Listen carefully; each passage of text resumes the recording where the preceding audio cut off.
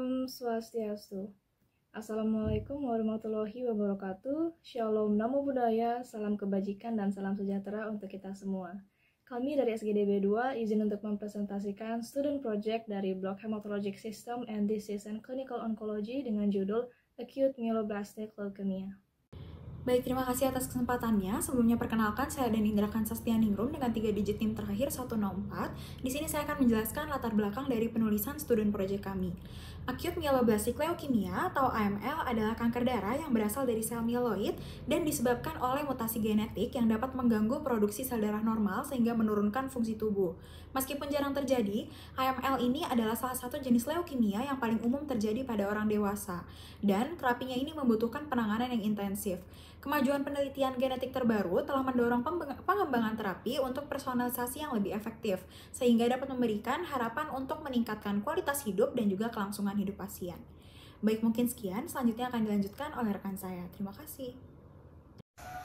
Perkenalkan, nama saya Nikoma Welas Agustin dengan 3 digit NIM terakhir 004. Terdapat 5 rumusan masalah pada tulisan ini, yaitu yang pertama bagaimana patofisiologi dari AML, kemudian bagaimana gejala klinis dari AML, bagaimana cara mendiagnosis dari AML, bagaimana cara menangani dan mencegah AML, dan yang terakhir yaitu bagaimana prognosis dari AML.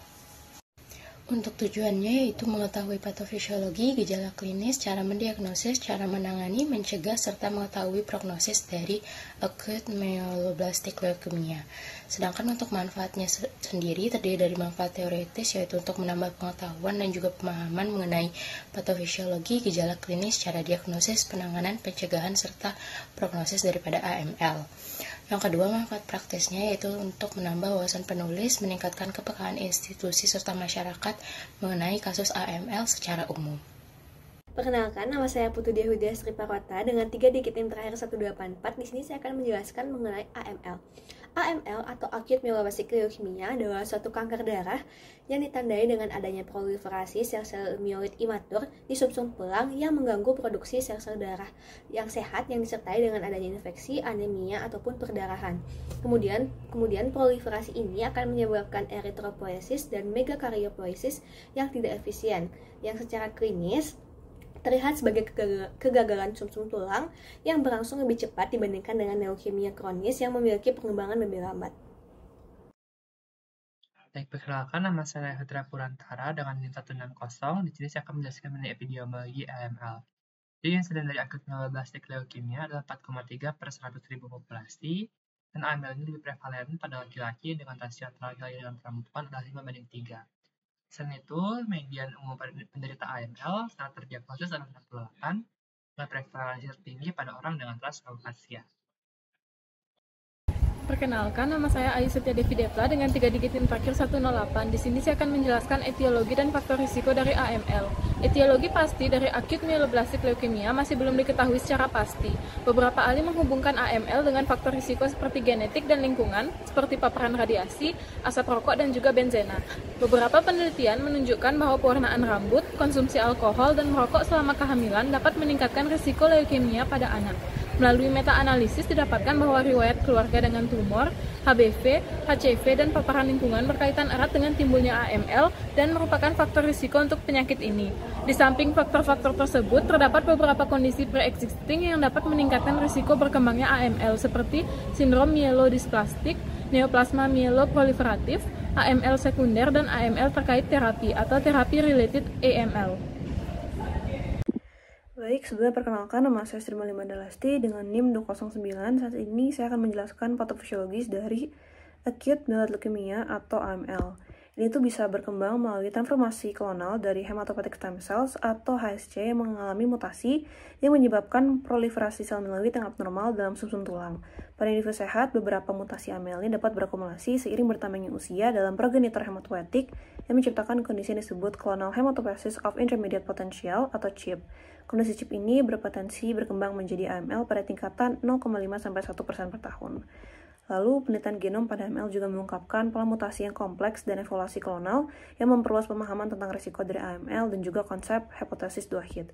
Identifikasi mutasi pada gen seperti DNMT3A, TT2, SRSF2, dan juga ASXL1, serta kombinasi mutasi ini berperan penting dalam perkembangan leukogenesis.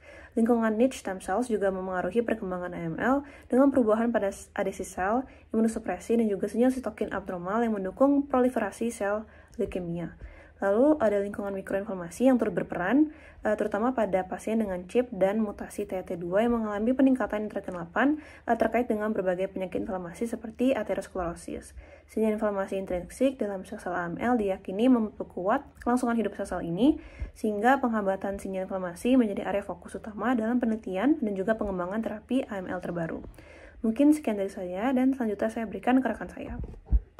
Izin melanjutkan, sebelumnya saya Regina Foran dengan 3 digit yang terakhir 056. Jadi, klasifikasi acute myeloblastик leukemia ini sangat penting untuk menentukan jenis, prognosis, dan pilihan pengobatan bagi pasien yang terdiagnosis AML. French American British atau FAB membagi AML ini menjadi 8 subtipe, yaitu M0 sampai M7, berdasarkan tingkat kematangan sel darah dalam sumsum tulang. Dimulai dari M0, yaitu undifferentiated AML. Lalu ada AML with minimal maturation, acute promyelocytic leukemia, acute myelomonocytic leukemia, acute monocytic, acute erythroid, dan juga acute megakaryocytic. Klasifikasi FAB untuk AML ini awalnya didasarkan pada morfologi dan juga karakteristik sitokimia. Diagnosis AML ditegakkan ketika setidaknya 30% sel berinti di sumsum tulang adalah sel blast. Dan pada ciri lainnya mungkin diperlukan ciri sitologi spesifik dan juga immunophenotyping. Baik, izinkan saya untuk melanjutkan. Perkenalkan, nama saya Muhammad Zulfikar Akbar dengan 3 digit NIM terakhir 138. Sini saya izin untuk melanjutkan pada gejala klinis AML. Untuk gejala klinis saya sendiri itu dibagi menjadi 2, yaitu history taking atau anamnesis, kemudian juga pada pemeriksaan fisik. Pada history taking ini biasanya yang ditemukan itu adalah gejala-gejala mirip dengan anemia, contoh itu seperti kelelahan, pusing, sesak napas yang akan semakin parah apabila anemia yang dirasakan itu semakin berat. Dan juga bisa juga terjadi nyeri dada, nyeri tulang dan sendi, dan kemudian bisa juga terjadi infeksi sekunder karena produksi sel darah putih yang cacat itu terjadi sehingga sel darah putih tidak dapat bekerja secara maksimal. Kemudian dari pemeriksaan fisik sendiri itu bisa ditemukan pucat, memar, hepatosplenomegali, dan pembesaran kelenjar limfa atau limfadenopati, dan terdapat juga komplikasi dari AML yaitu gejala myelosarkoma dan DIC. Untuk myeloid sarkoma ini biasanya ditemukan adalah lesi kulit yang menebal, hiperpigmentasi, dan kasar. Kemudian untuk gejala dari DIC-nya sendiri yang biasa ditemukan adalah pendarahan pada mukosa mulut, petekiae ekstremitas purpura, dan pendarahan pada vena di daerah infus. Baik, izin melanjutkan. Sebelumnya, perkenalkan, nama saya Nyoman Kantika Malini dengan 3 digit NIM terakhir 180. Izin untuk melanjutkan mengenai diagnosis dari akut myeloblastик leukemia. Akut myeloblastик leukemia perlu dicurigai pada individu yang menunjukkan penurunan cepat jumlah leukosit, hemoglobin atau trombosit dalam hitungan hari atau minggu, sel-sel blast dalam sirkulasi darah tepi, mudah memar atau berdarah, kemudian infeksi berulang. Pada beberapa kasus, pasien mungkin mengalami gagal ginjal akibat sindrom lisis autotumor atau auto-TLS yang bahkan tanpa kemoterapi sebelumnya dianggap sebagai keadaan darurat onkologis. Ciri-ciri laboratorium dari lisis autotumor yang disebabkan oleh beban tumor yang tinggi dan pergantian sel cepat seringkali meliputi peningkatan darah LDH, asam urat, kalium, dan juga fosfor. Melakukan pemeriksaan darah tepi sangat penting dilakukan ketika ciri-ciri dari akut myeloblastик leukemia ini muncul. Selain trombositopenia umum, ciri khasnya termasuk sel blast, yaitu leukosit besar dan belum matang dengan rasio inti ke sitoplasma yang tinggi, kontur inti tidak teratur, dan kromatin halus dengan nukleolus yang menonjol. Sel blast biasanya memiliki sitoplasma pucat atau biru tua dengan variasi rona eosinofilik. Kedaruratan onkologi terkait akut myeloblastик leukemia mencakup gangguan neurologis seperti defisit visual dan gangguan pernafasan dengan infiltrat parenkim akibat leukostasis, DIC, dan TLS. Setelah diagnosis akut myeloblastик leukemia dipastikan, tes yang direkomendasikan seperti elektrokardiografi atau EKG dan ekokardiografi 2 dimensi perlu dilakukan untuk mengantisipasi potensi efek kardiotoksik dan terapi antraksiklin. Perkenalkan, nama saya Putu Nadia Novelina Anggadana dengan 3 digit NIM terakhir 030. Pada kesempatan kali ini saya akan menjelaskan mengenai pengobatan dan pencegahan AML. Dimulai dengan pengobatan, yaitu ada pengobatan kemoterapi atau terapi induksi remisi yang bekerja dengan mengakhirkan sel-sel DNA yang sedang berkembang pesat seperti sel leukemia. Selanjutnya ada terapi konsolidasi atau lanjutan yang merupakan dilakukan untuk menghancurkan sisa-sisa sel leukemia yang tidak terdeteksi sebelumnya. Selanjutnya ada terapi target yang bekerja dengan menghambat jalur sinyal sel leukemia yang sedang berkembang dalam tubuh.